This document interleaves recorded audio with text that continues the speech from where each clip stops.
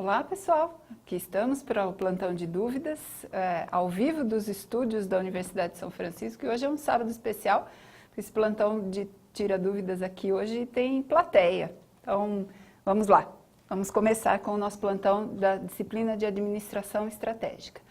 A primeira parte desse plantão nós vamos fazer uma grande revisão da matéria, vamos falar um pouquinho sobre pontos que podem ter trazido dificuldades ou dúvidas, e depois a gente reserva para tirar, para esclarecer dúvidas, para falar, comentar questões que possam ter trazido dificuldade para o entendimento de vocês aí. Para manifestar essas dúvidas, vocês podem usar o chat ali da transmissão. Basta procurar na tela ali, vai ter algum botãozinho para você exibir e ocultar o chat ali e conseguir participar. Então, escrevam as suas perguntas ali. Assim que terminar essa primeira parte do plantão, a gente vai resolver, vai olhar lá e tentar resolver essas dúvidas, ok? Então, vamos lá.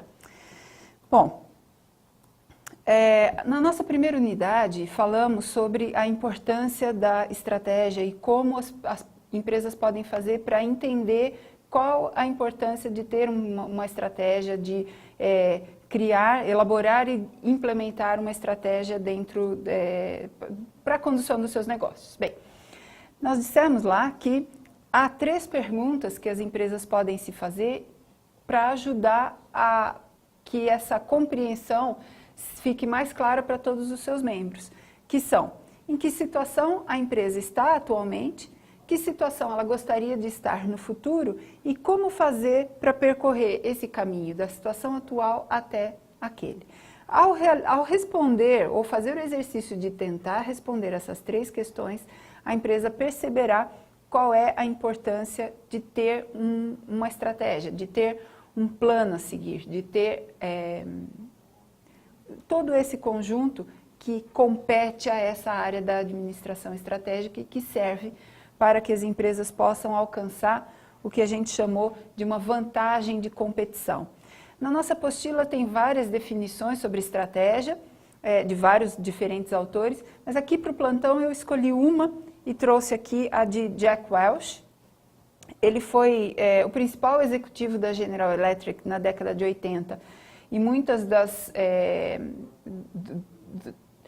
estratégias de gerenciamento que a gente conhece hoje e ainda usa foram criadas por ele naquela época e depois dele aperfeiçoadas, mas a ideia central veio de lá. Um grande executivo, né? E para ele, ele disse que estratégia significa fazer escolhas claras a respeito de como competir. Essa afirmativa do Jack Welch vem ao encontro da ideia de vantagem competitiva que foi explorada pelo Michael Porter, né? Ele disse que as empresas, o Michael Porter, diz que as empresas precisam ter algo que os coloque numa situação vantajosa em relação aos seus concorrentes. Então, encontrar, saber ou então desenvolver algo que a empresa faça em relação aos seus concorrentes melhor e que o coloque numa posição vantajosa, tenha uma vantagem de competição, uma vantagem competitiva. Por isso essa frase nos ajuda a compreender um pouco mais amplamente o que é essa busca por uma estratégia que possa trazer vantagem competitiva para as empresas. Bom, ali naquela primeira unidade fizemos uma revisão dos conceitos de administração e de organizações. E essa retomada de conceitos, porque esses conceitos são fundamentais e foram vistos lá no comecinho do curso, é importante nesse momento porque ele vai nos auxiliar a compreender o restante dos processos e das etapas do planejamento estratégico que vamos estudar, ou que já estudamos, mas estamos revisando a partir de agora. Bem, organizações são grupos de pessoas unidos deliberadamente para realização de um objetivo comum, que pode ser o fornecimento de um bem, ou produção de um bem, ou a prestação de um serviço. Então, todas as organizações, todas as necessidades que nós temos são atendidas por algum tipo de organização. Se não forem as emocionais, você pode parar e pensar um minuto. Todas as demais são atendidas por organizações. Então, desde o momento em que a gente se levanta, veste o chinelo, vai até o banheiro, escova os dentes, sai para trabalhar, vai almoçar, todas essas necessidades são atendidas por algum tipo de organização, que são pessoas unidas em torno da realização de um objetivo comum, que pode ser a produção de um bem ou a prestação de um serviço. Certo? Muito bem. Isso vai nos ajudar, esse conceito vai nos ajudar a entender, daqui a pouquinho, nós vamos falar disso, sobre a definição ou a delimitação de setor. Tá? Então, vamos guardar isso na memória para usar daqui a pouco. E o conceito de administração. Conceito de administração, 4 etapas, né? Planejar, organizar, executar e controlar. Essas 4 etapas do conceito fundamental de administração vão ser solicitadas, vão ser requeridas, vão ser necessárias em todo o processo de elaboração e implementação estratégica. Então, ter competência, estar preparado para realizar um planejamento, organizar a distribuição dos recursos para que esse planejamento aconteça, realizá-lo e controlar, e aí nós também vamos estudar o controle, produzir indicadores, avaliar resultados e promover ajustes que vão ser refletidos no próximo ciclo de planejamento, é uma competência fundamental para o sucesso da elaboração e da implementação estratégica.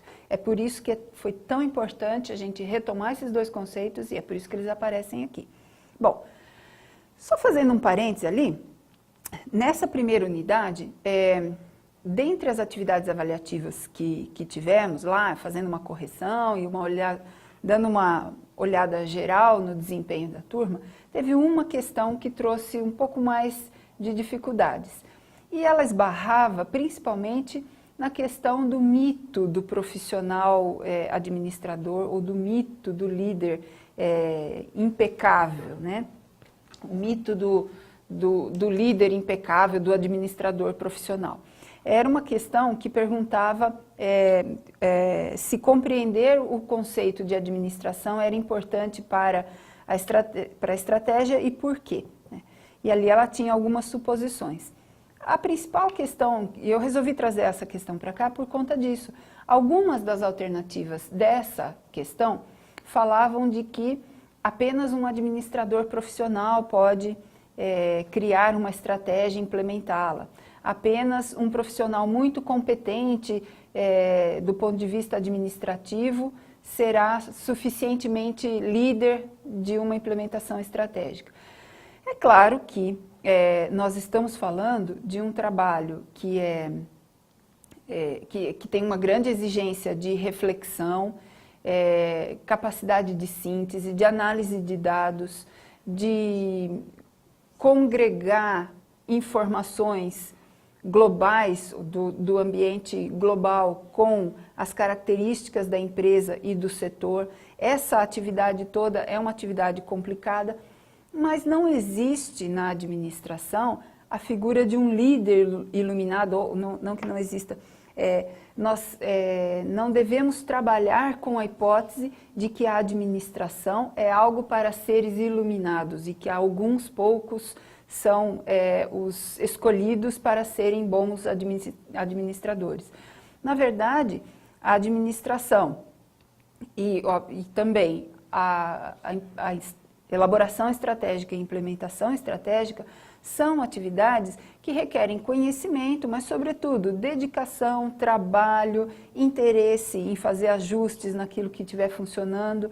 Então, resolvi trazer o debate dessa questão aqui para o nosso plantão, justamente para tentar dissolver um pouco isso e deixar claro que tornar-se um administrador bem-sucedido, um administrador capaz de implementar novidades e alcançar resultados, é uma tarefa que depende de muito trabalho, muita dedicação, muito estudo, muito conhecimento, e não necessariamente de uma habilidade inata ou de uma iluminação que foge a essa possibilidade ou essa chance que todos nós temos de nos aprimorar, ok? Muito bem. Aí partimos para a unidade 2, análise do ambiente. Só retomando aqui o que disse o Bulgakov, ele falou o seguinte, que ambiente pode ser definido como o conjunto de todos os fenômenos externos à organização que apresentem algum tipo de influência direta ou potencial sobre suas operações. Acho que isso ficou bem claro para a gente aí durante os estudos, eu percebi que não teve dificuldade do pessoal entender que um fator que possa influenciar diretamente ou potencialmente a organização deverá ser considerado no planejamento estratégico. Então, quanto mais a empresa conseguir ter essa amplitude ou essa visão sistêmica de como fatores que aparentemente não estão vinculados imediatamente com a organização, mas podem vir a causar efeitos, devem ser considerados no processo de elaboração e de implementação estratégica. Muito bem. Também temos ali na nossa apostila várias diferentes nomenclaturas para tratar ambiente, mas todos eles concordam que existem 3 dimensões. A, que fica circunscrita à organização, então o ambiente interno da organização, o ambiente setorial ou operacional ou externo, né, que são a dinâmica dessas empresas que compõem esse mesmo setor, e um ambiente mais geral ou um ambiente global. Todos os autores que nós vimos, apesar de usar nomenclaturas diferentes, fazem essa distinção. A definição de setor, para que a gente possa aí entender essa segunda esfera de análise, né, possamos entender melhor, vamos considerar que o setor é caracterizado pelas necessidades que ele atende, pelas necessidades sociais que ele atende. Então, considerando ali o que disseram Hill e Jones, as necessidades básicas atendidas por um mercado definem os limites de um setor. Quando falamos, então, de ambiente interno, estamos falando só da organização e das suas características. Quando falamos de ambiente externo, ou operacional, ou setorial, estamos falando sobre isso, dessas empresas ou dessas organizações que estão a serviço de atender um mesmo tipo de necessidade social. Ainda na unidade 3, a gente aborda o modelo das 5 forças de Michael Porter. Eu queria fazer uma revisãozinha sobre esse conceito, porque vi que trouxe algumas dificuldades na hora de responder questões, principalmente no último item, ameaça dos produtos substitutos. Mas vamos lá, vamos da primeira. Rivalidade entre empresas existentes. Michael Porter diz que na hora de fazer avaliação do ambiente de concorrência que a empresa está inserida, ela deverá avaliar de que forma e em que nível se dá a concorrência entre as empresas que já existem naquele mercado. Então, vamos escolher o mercado de telecomunicações, de comunicação celular. Né? Nós temos várias empresas que hoje oferecem esse serviço aqui no Brasil, e essas várias empresas concorrem entre si para conquistar clientes. Todas elas ficam elaborando estratégias e formas de ampliar a sua participação no mercado, ou seja, de ter mais clientes e de que esse aumento de participação venha acompanhado de um aumento da lucratividade, um aumento da melhoria da sua imagem, porque é o conjunto todo que interessa para essa empresa. Bem, então, quando Michael Porter fala em avaliação da rivalidade entre empresas existentes no mercado, é sobre isso que ele está dizendo, é sobre isso que ele está falando. Como as empresas já existentes naquele setor concorrem entre si. Que tipo de concorrência é essa? Que nível de concorrência é essa? É de preço? É de inovação? É difícil mensurar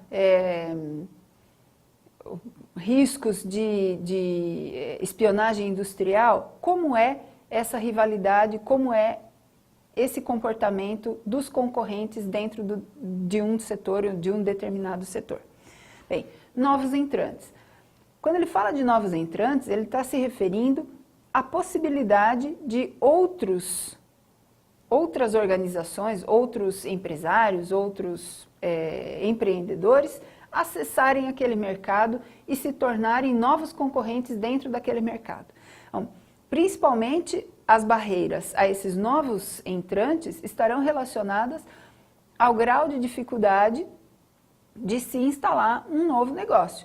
Então, se a gente pensar em algo que seja muito simples, por exemplo, uma loja de brigadeiros gourmet na cidade, pode ser um tipo de negócio que atualmente é atrativo, mas ele tem poucas barreiras de entrada, e isso facilita a chegada de novos entrantes.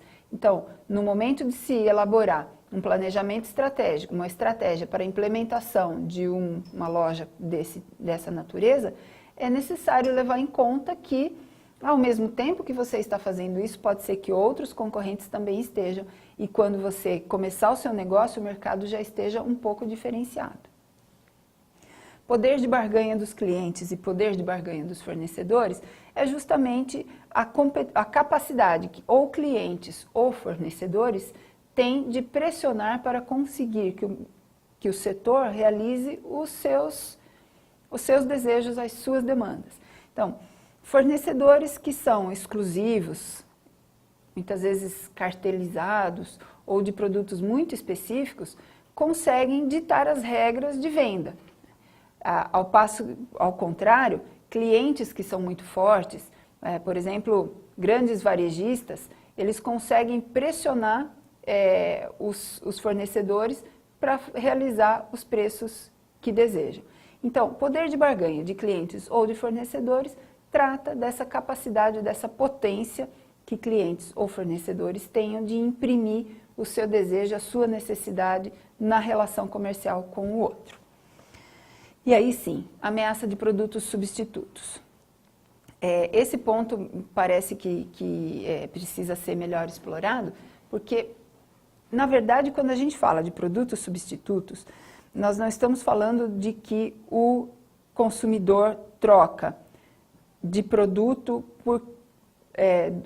da mesma linha de produto, só variando a marca, porque uma marca é mais barata que a outra, por exemplo. Não, nós estamos falando, Michael Porter fala, produto substituto é um produto cujo uso ou cuja existência inicialmente não estava relacionado com aquela necessidade que aqui estava sendo atendida. Então, o produto substituto não é um mais barato, ou mais atrativo, ou mais bonito, ou com uma novidade que chame atenção, uma promoção. Não. O produto substituto é um que antes foi criado para uma função e se percebe como possível de atender a demanda que está aqui nesse setor. Então, é uma demanda que vem de onde não se imaginava. É um outro produto feito para uma outra finalidade que, de repente, passa a atender aquele mercado. Tá? Então, quis trazer esse assunto porque também vi que teve lá uma dúvida sobre isso. Muito bem. Prosseguindo aí nos nossos estudos, temos ferramentas e modelos que podem auxiliar na análise setorial. Dentre esses modelos, construção de cenários.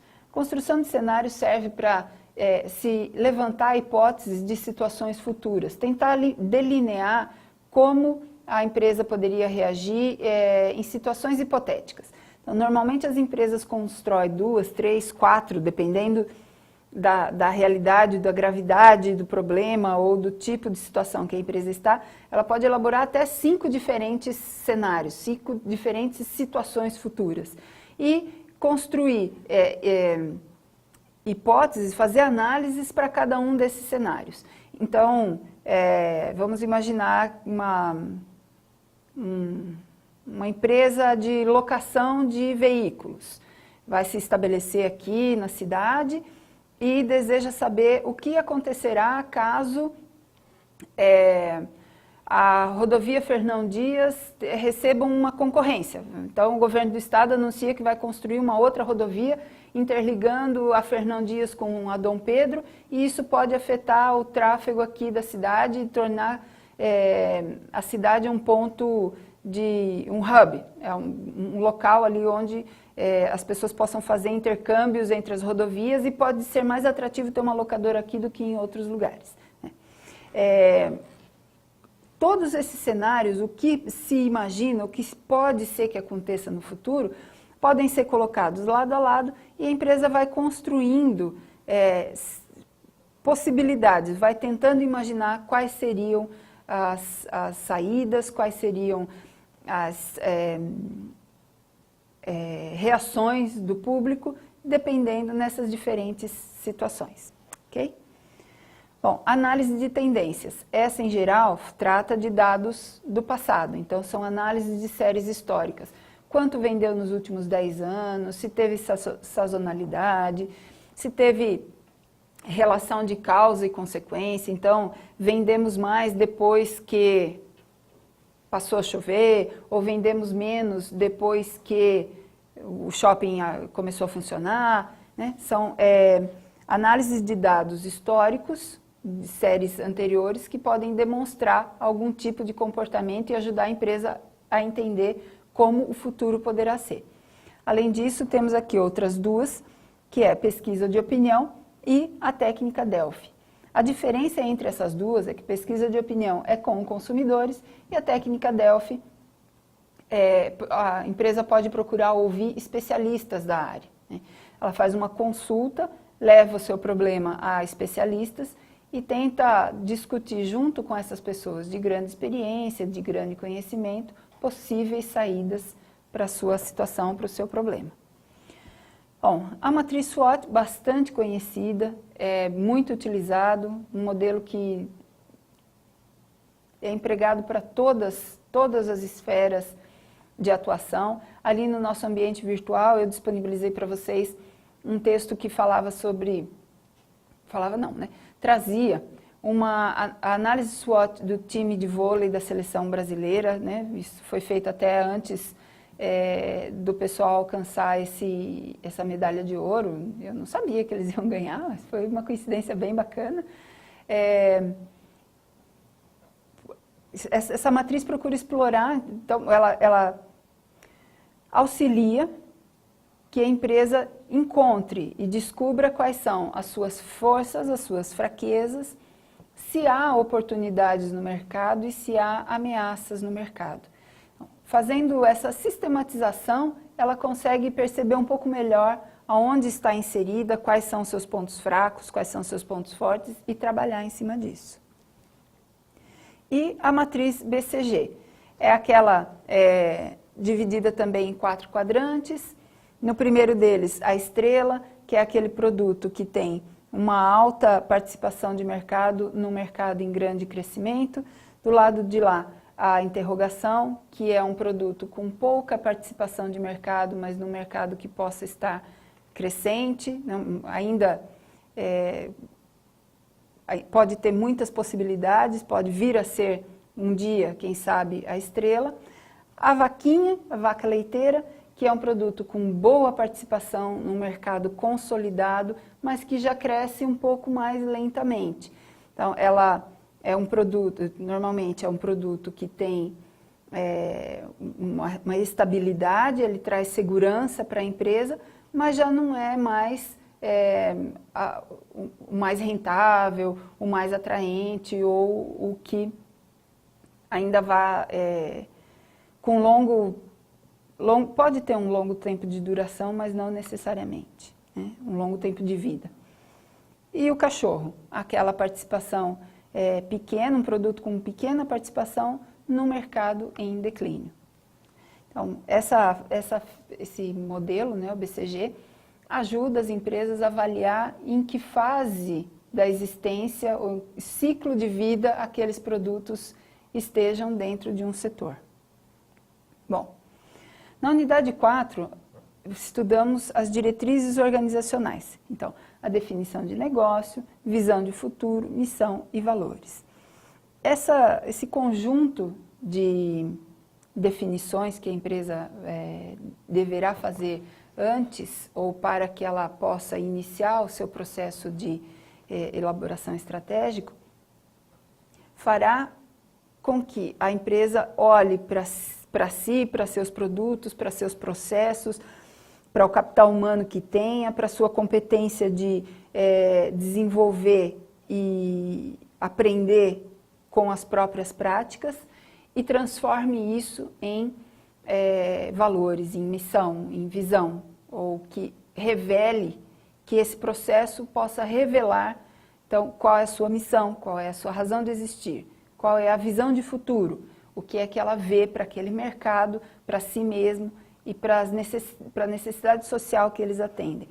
Quando a gente fala em visão, isso também está contemplada o que é que o mercado espera receber no futuro, o que a empresa acha que o mercado espera receber dela no futuro, né?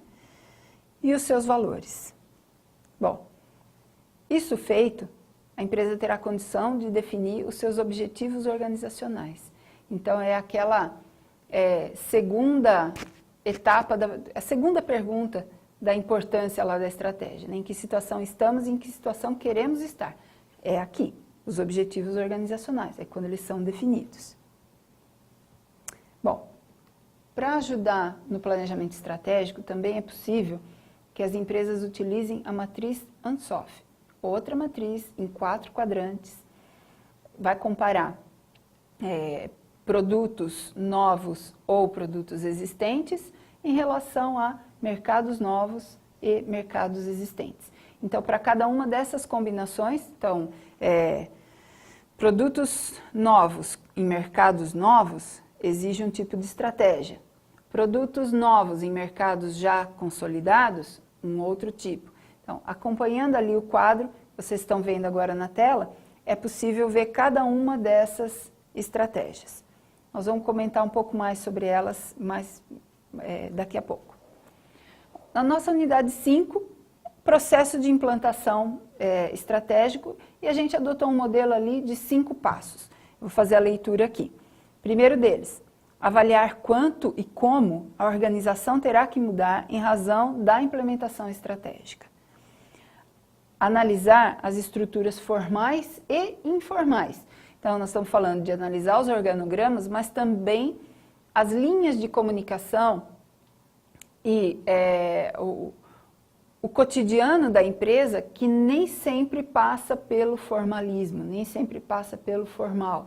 Então, são as relações pessoais, o que acontece no corredor, como as pessoas se cumprimentam, como elas negociam, né? Aquilo que nem sempre está amparado pelo formalismo do organograma, mas que está presente em todas as organizações. Analisar a cultura organizacional é o terceiro passo, escolher uma abordagem de implementação e, por fim, avaliar resultados de implementação. E esse é o assunto da 6ª unidade. Na 6ª unidade, principalmente, é importante, eu gostaria muito que vocês conseguissem levar para sempre que controle, do ponto de vista da administração, não é sinônimo de fiscalização. Controle é a competência, a capacidade da empresa em construir indicadores que possam demonstrar ou apresentar dados relevantes de seu desempenho e que deem suporte para a realização de ajustes, para a correção de certas rotas. Tem uma das atividades avaliativas até, eu fiz uma provocação nesse sentido, de que se o indicador demonstre que a estratégia que não está produzindo os efeitos, que ela deve ser interrompida. Isso não é verdadeiro. O que se deseja é que os indicadores possam demonstrar isso a tempo e de forma relevante para que a empresa possa corrigir e não tenha que abandonar a estratégia. Justamente o contrário, o que se deseja é que os dados demonstrem o desempenho da instituição, da organização, a tempo dessa reformulação, a tempo de fazer o ajuste. é também ingênuo imaginar que a empresa não fará ajustes ou que não precisará fazer ajustes. Aí, no decorrer dos nossos exercícios, eu trouxe para vocês vários exemplos de situações em que empresas precisaram fazer ajustes e algumas até passaram por situações muito complicadas por um erro de leitura de dados, um erro de inferência, um erro de visão de futuro, muito provavelmente. Bem, na sexta unidade, então, isto posto, que controle é diferente de fiscalização, a gente traz a proposta de estudar o modelo que trata das 4 perspectivas, a financeira, de clientes, processos internos e o aprendizado e crescimento, o BSC, Balanced Scorecard, que é um dos mais utilizados modelos até hoje, continua sendo muito utilizado pelas empresas, por oferecer análise em 4 perspectivas ou 4 áreas que acabam por dar conta de englobar todos os aspectos dessas organizações. Bem, esses são os itens mínimos aí para a gente fazer uma revisão da matéria. Agora podemos, isso mesmo, podemos partir para as questões. Eu vou abrir aqui o chat para ver se temos algumas perguntas e até separei algumas das atividades avaliativas que estão nos exercícios de fixação da unidade 5 e 6 para a gente revisar ainda se der tempo, ok? Então, vamos lá.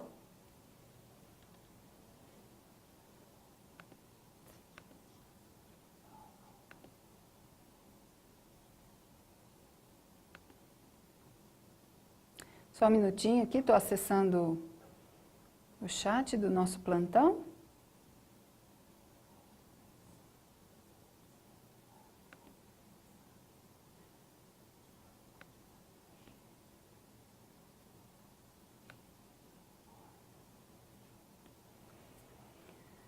Tá, só um minutinho aqui que eu vou ler.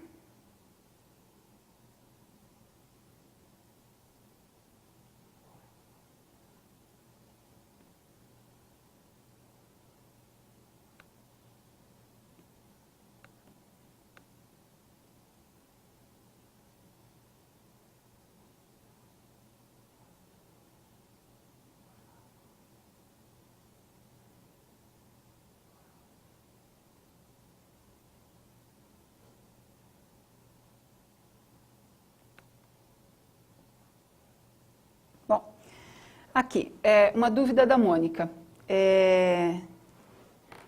Ela está dizendo o seguinte, lá na nossa apostila tem um momento em que aspectos internacionais são tratados como um potencial fator de influência ao ambiente operacional ou ambiente setorial. Como fazer essa distinção do que é mesmo global e do que é que pode afetar? Bom, veja, quando isso é colocado, quando aparece ali a possibilidade de fatores que estão em âmbito internacional influenciar o setor, na verdade o que ele está querendo dizer é da possibilidade de algo que acontece em outro país ou em outro mercado, que antes da globalização seria um mercado à parte, um mercado local, mas que, rompidas as barreiras de tempo e espaço promovidas pela globalização e pelos grandes avanços tecnológicos, que é a nossa situação atual, elas passam a ser influência. Um caso bem característico e que nós presenciamos muito recentemente é da reviravolta causada por componentes, partes e peças da indústria automobilística, por exemplo, principalmente do mercado de reposição, que invadiu o mercado brasileiro vindo da China e transformou totalmente a competição ou o setor brasileiro. Então, respondendo a essa questão, quando aspectos internacionais aparecem dentro da análise operacional ou da análise setorial, é nesse aspecto que está sendo tratado. De que forma empresas internacionais ou concorrentes que antes talvez não influenciassem, agora podem e causam influência no setor. Então, tudo diz respeito, aí acho que pode ajudar a entender melhor, resgatar aquele conceito de setor, que as necessidades atendidas pelas organizações definem os limites desse setor. Então, se tem players, se tem concorrentes internacionais que estão conseguindo chegar aqui e atender essa necessidade, então eles precisam ser contemplados dentro da análise ambiental, da análise operacional. Ok? Muito bem, vamos ver lá se tem mais alguma questão. Unidade 3. Uma mudança cultural do líder de mercado pode influenciar o ambiente setorial? Aqui está chamando o líder de mercado, entre parênteses, stakeholder. Vamos ver se eu entendi bem a colocação. O stakeholder, no nosso combinado ali, stakeholders são todos os interessados, de uma forma ou de outra, nessa organização. Então, podem ser considerados os acionistas, obviamente, eles estão interessados no caminhar de uma organização, no que ela faz, deixa de fazer, no lucro que dá ou deixa de dar, né? Mas também os fornecedores, os funcionários, todas aquelas pessoas que podem ter alguma influência sobre o funcionamento da organização são considerados stakeholders. Agora, voltando a falar do líder de mercado, né? Na unidade 3, a pergunta é: uma mudança cultural do líder de mercado pode influenciar o ambiente setorial? Veja, se essa organização, que é líder de mercado, promove alguma alteração que seja interna, mas cujos reflexos vão causar alterações ou podem vir a causar alterações no setor como um todo, obviamente, né? Então, aí a resposta é sim. Um reposicionamento importante de uma organização. A Oi foi um exemplo ali que a gente citou nos nossos exercícios, né? Ela procura criar um novo departamento para melhorar o seu relacionamento com o cliente. Ela deseja sair da posição de um fornecedor de um serviço de comunicação para um agente de relacionamento mais abrangente com esses clientes. Pode ser que essa alteração de posicionamento, a alteração dessa cultura interfira no que as demais empresas estão fazendo? Se der resultado positivo, com certeza influenciará, né? As outras empresas do mesmo setor, vendo que aquela mudança de cultura trouxe resultados positivos e colocou eles em situação vantajosa, ou procurará criar outra situação que os coloque em vantagem competitiva também, ou vai copiar aquela. E isso pode sim alterar o mercado como um todo. Se foi essa dúvida, espero ter esclarecido. Se não, escreve de novo aqui no chat e a gente vai tentar explorar isso daí. Tá. A próxima questão é sobre as estratégias funcionais. Elas são somente voltadas para ações dentro da empresa e sua estrutura? Sim, sim. Quando a gente fala em função dentro da organização, e aí eu vou retomar um pouquinho os critérios de departamentalização, tem ali na apostila, a gente dá uma passadinha muito rápida, mas isso é um ponto bem importante, bem legal, se vocês puderem retomar lá na disciplina de Introdução à Administração, acho que vale a pena. Quando a gente fala em função dentro da organização, é a responsabilidade, a tarefa que um grupo ou um departamento assume perante os demais e ele assume a responsabilidade de entregar. Então, quando falamos em critério de departamentalização funcional, nós estamos falando de organizações que decidiram fazer a sua estrutura baseado nas funções que cada departamento realiza. Então, a função de contabilidade, a função de marketing, a função de RH, é o critério usado para dividir a responsabilidade e o trabalho dentro da organização. Quando a gente fala de estratégias funcionais, estamos nos referindo a esse nível, a esse tipo de implementação. Então, aquelas estratégias que estarão em nível das funções, em nível dos departamentos. Não é uma estratégia que envolve a empresa toda, ou que implica numa condução da alta gerência ou da gerência mais, da gerência superior, mas é aquela que está relacionada às funções, aos departamentos. As operacionais são ainda as de outra esfera, relacionadas às operações, a cada tarefa. Então, as estratégias funcionais estarão relacionadas ao departamento como um todo. Então, vamos tratar ali do departamento de RH. As operacionais podem estar relacionadas com uma tarefa só, como, por exemplo, a folha de pagamento. Então, se nós temos uma organização que está procurando, dentro do conjunto estratégico ali, do conteúdo estratégico dela, um dos objetivos será melhorar o índice de, fazer baixar o índice de rotatividade de funcionários e melhorar o nível de comprometimento desses funcionários. Se uma dessas, um dos pontos que a empresa acha que pode conduzi-los a alcançar isso, seja uma maior acuracidade na folha de pagamentos, então reduzir o nível de erros de lançamentos na folha de pagamento. Pode estar junto, pode ser um dos objetivos estratégicos dessa empresa para alcançar mais comprometimento dos seus funcionários, então nós teremos aí melhorar o processo de folha de pagamento, uma estratégia operacional. Já melhorar o nível de comprometimento dos funcionários, uma estratégia de âmbito funcional. Então são estratégias específicas para cada nível da instituição.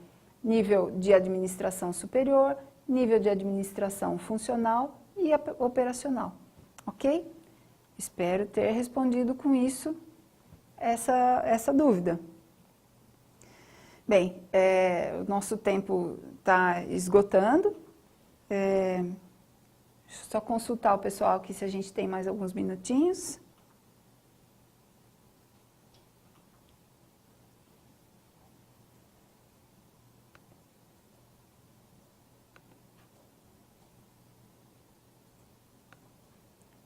Só se alguém ainda tem mais alguma dúvida.